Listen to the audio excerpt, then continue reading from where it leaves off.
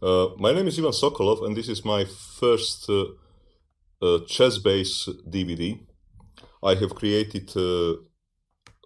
have started with a series of chess-based DVDs, which will have to do with the middle games. My idea is, well, since I have written a number of well-regarded books on the middle games, to try to, I have here used previously unused material. This material is not in my books, in order to help reader, to help viewer in this case, to help viewer improve his or her skills in understanding particulars of the middle games. This particular DVD will be based about dynamic pawn play with the various kind of ideas and various kind of themes. I have divided this into 4 sort of sub-chapters, and I will now in this intro I will go with you to show you some few examples, so just that you can understand what this more or less is about, and how and why would this help you improve your play, or to get your own inspirations that will make you a better player, or that you can use it tomorrow in your club game or Bundesliga game, whatever league. So I would start with this particular position. This position which you see on the board happened a long time ago between Garry Kasparov and Jan Timman. Kasparov to move took on f5,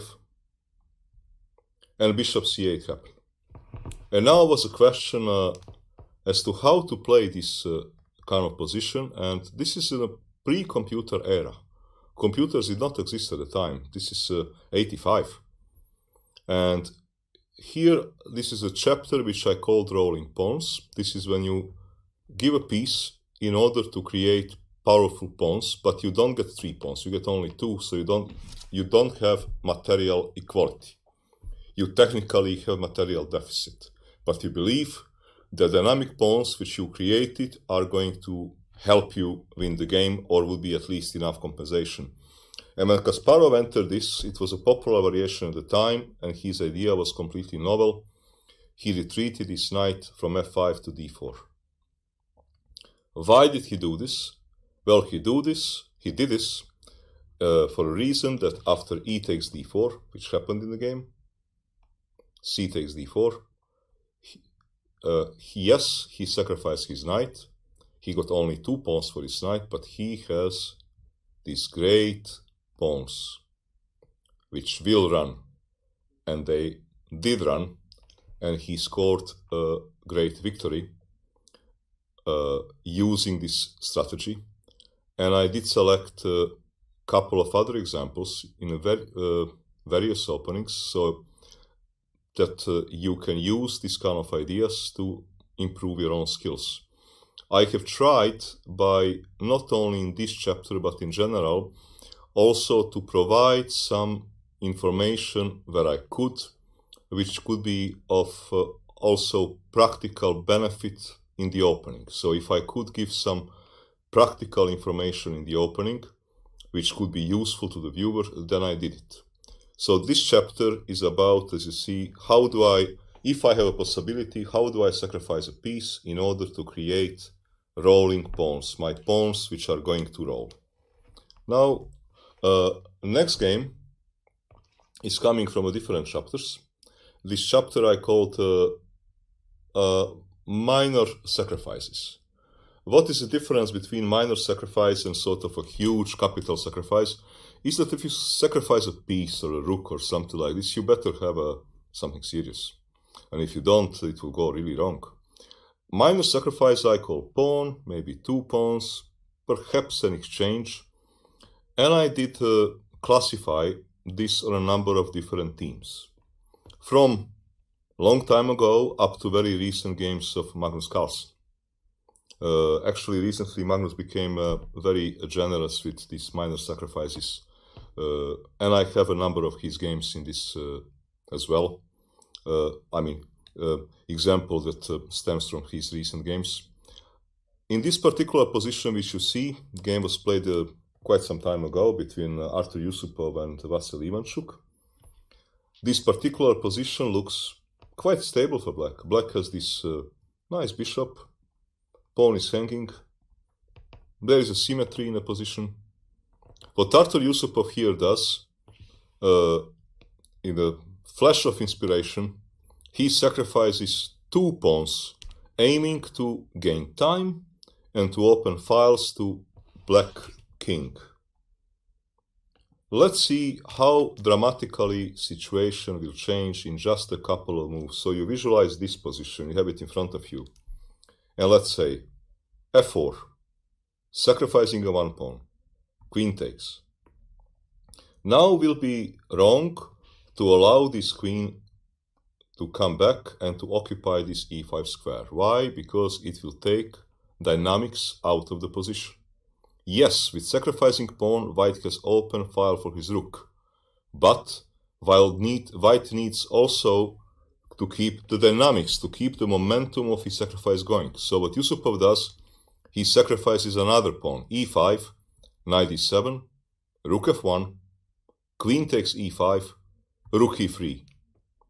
Giving 2 pawns, all out of sudden files are open. So pawns were sacrificed, aiming to open files for white's rooks. And white got tremendous attack here. And also this sacrifice, what he did, if you have it from the starting position, this can easily happen in various kind of openings. So examples which I picked up were kind of, I tried at least to pick up some useful examples that can easily come in your games, so that it has a practical value of A, improving you as a player, and B, giving you an idea for a position that is very likely to come in the coming tournaments. Then the next chapter which I had, for example, is pushing pawns. For example, you have this pushing G and H pawns. And this is an aggressive plan which is very popular nowadays. If you look at this particular position, this is old gameplay between Boris Gelfand and Artur Yusupov. Artur Yusupov here thought to be playing a useful move. And he played move h6. Before deciding whether or not he wants to, let's say, push c5, he wants to do it or not, he thought, well, this knight is defending this pawn, who knows, maybe this knight will need to move, let me push h6. It will turn out to be a grave mistake, because in only 2 moves, situation will dramatically change. Boris Gelfand pushed g4, and after c5, what can black do? You need to flank attack, you have to respond in a center. Happen move h4.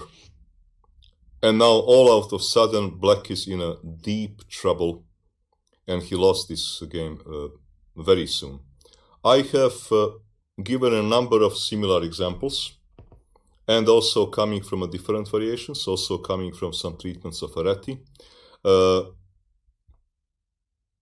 So different openings, different examples.